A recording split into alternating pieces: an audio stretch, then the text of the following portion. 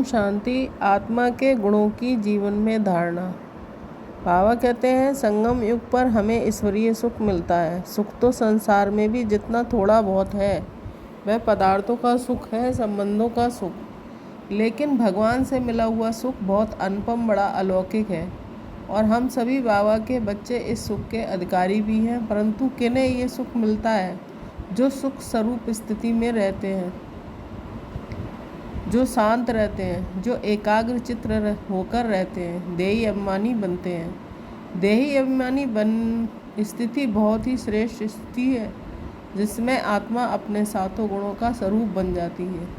हमें इन 7 गुणों पर बहुत ध्यान देना है। ज्ञान स्वरूप, ज्ञान हमारे जीवन में आता जाए, ज्ञान हमारे चिंतन में आता जाए।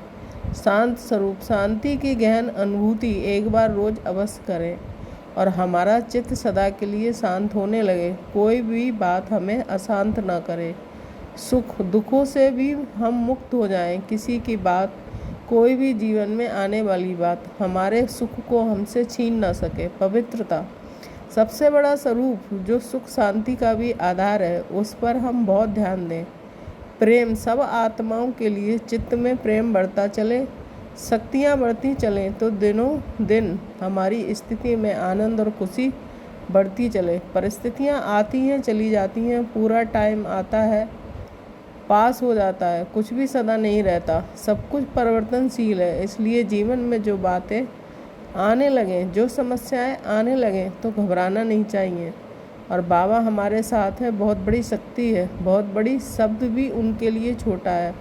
सबसे सर्वोच्च शक्ति हमारे साथ है। सारे संसार की सारी शक्तियाँ मिला दें तो भी बाबा की शक्ति के भेंट में 1% भी नहीं है। ऐसा सर्वशक्तिमान हमारा साथी है। उनके साथ का सुंदर अनुभव करते हुए हम अतीन्द्रिय सुख में हैं।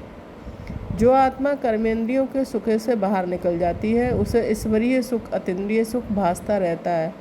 ये सुख बहुत ही बड़ा है। इस सुख का वर्णन किया नहीं जा सकता, क्योंकि इंद्रियों से परे का सुख तो इंद्रियों के द्वारा इसका वर्णन भी इसका नहीं हो सकता।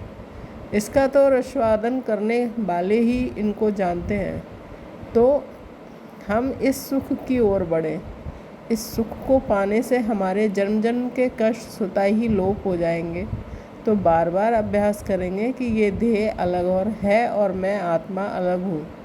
इस न्यारेपन की फीलिंग से ये सुख भासेगा और बहुत सुंदर अनुभूति चिंतन के द्वारा होगी।